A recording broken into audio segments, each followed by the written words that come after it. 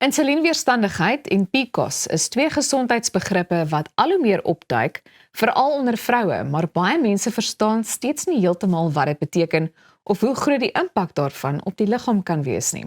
Vandag gesels ons met die verantwoordelike apteker van GDC, Kristen Holmes. Baie welkom terug hier by ons. Baie dankie, lekker om terug te wees. Goed, nou insulienweerstandigheid is 'n begrip wat ons al hoe meer of waarvan ons al hoe meer hoor. Kan jy dalk net vir ons in leuke taal verduidelik wat presies dit beteken en hoekom dit so belangrik is wanneer 'n mens fokus op 'n mens se gesondheid? Ja, seker. Ek dink insulienweerstandigheid klink heel klinies, maar dis eintlik heel eenvoudig as 'n mens die basiese beginsels verstaan. So in 'n normale proses neem ons kos in, ons neem glikose, koolhidrate in, dan skei ons pankreas die hormoon insulien af. Ja. Nou, insulien is dan die boodskapper wat na ons selle toe gaan om te sê, maak oop, neem hierdie glikose in, neem hierdie energie in, en dan normaliseer ons bloedsuikervlakke en ons insulienvlakke. Nou, wanneer dit kom by insulienweerstandigheid is die proses min of meer dieselfde, maar wanneer die insulien dan gaan na die selle toe om te sê, maak oop en neem hierdie energie in, dan wil hulle nie eintlik oopmaak soos wat hulle veronderstel is om oop te maak nie. So ons liggaam dink dan, miskien het ons nie genoeg insulien afgeskei nie, ons liggaam verhoog die insulienafskeiding om te probeer 'n beter reaksie kry van die selle, maar op die einde van die dag sit ons dan met hoë insulienvlakke en hoë glikosevlakke in ons bloedstelsel. En as dit onbehandeld is, kan dit goed soos tipe 2 diabetes veroorsaak, verhoogde cholesterol en natuurlik insulienweerstandigheid kom ook voor in vele ander kondisies, byvoorbeeld een van hulle wat algemeen is PCOS. Terwyl jy daarna verwys, polisistiese ovariële sindroom, dit is waarvoor dit dan nou staan. Baie vroue het al daarvan gehoor, maar verstaan dit ook nie ten volle nie. So kan jy dalk net vir ons verduidelik wat dit is en is daar hou dit miskien verband met insulienweerstandigheid dan nou, soos wat jy, dit is wat ek kan aflei na aanleiding wat jy nou gesê het. Definitief, en is omtrent 'n mond vol. So as ons kyk na wat dit beteken, kom ons breek die term af. Poli beteken baie, cysties beteken abnormaal, ovarieel natuurlik van die eierselle en sindrome is 'n samevatting van simptome nou van hierdie abnormale eierselle. So ook kenmerkend aan PCOS is die verhoogde androgene. Androgene is ons manlike hormone, so dit gee vir ons daai hardnekkige haar op die ken of op die lip of selfs bleesheid, en dan onreëlmatige menstruele siklusse. En dan het studies ook gewys dat meeste vrouens wat PCOS het ook insulienweerstandigheid.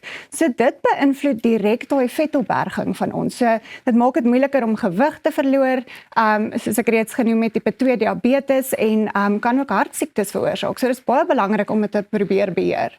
Goed, so hoe benader ons insulienweerstandigheid en PCOS? Gaan dit gewoonlik maar net oor medikasie? Ongelukkig is dit nie so maklik nie. So dis maar 'n holistiese beheer wat ons wil toedien. Aanvulling is natuurlik baie belangrik. As my pasiënte my vra, sal ek gewoonlik Synapol voorstel.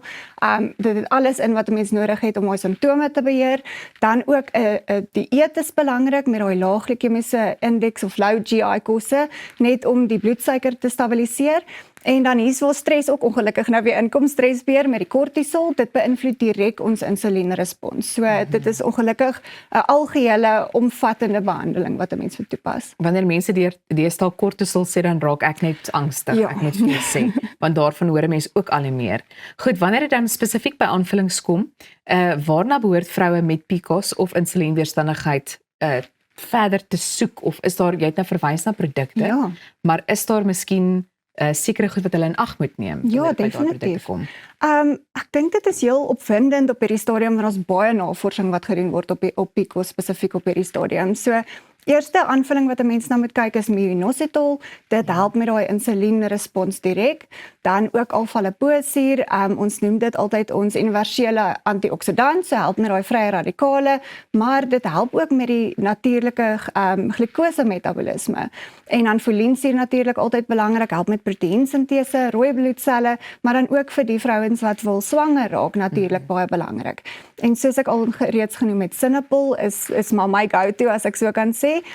Dit het 'n gepatenteerde tegnologie wat alfa-liposuur vinnig en stadig vrystel, sodat 'n mens deur die res van die dag 'n algehele vrystelling het in jou liggaam. Wel, ons voel nou sommer baie meer ingelig. Baie dankie, ons gesels gou weer. Jou gesondheid verdien kwaliteit wat jy kan vertrou. Met Gulf Drug Company kry jy bekostigbare noodsaaklike medisyne vir die hele gesin. van pynverligting tot vitamiene en meer. Gulf Drug Company fokus op hoë kwaliteit en internasionale standaarde, sodat jy met gemoedsrus kan kies. Besoek gulfdrug.co.za vandag om meer van Cinepil te ontdek en neem beheer van jou gesondheid. Gulf Drug Company, kwaliteitsorg elke dag. Nou ja, bly ingeskakel want net na die breek gesels ons oor waterpolo en oor 'n projek wat op die jeug en die toekoms van die sport fokus. Jy is ingeskakel by Goeiemôre Good Morning. Ons is nou weer terug.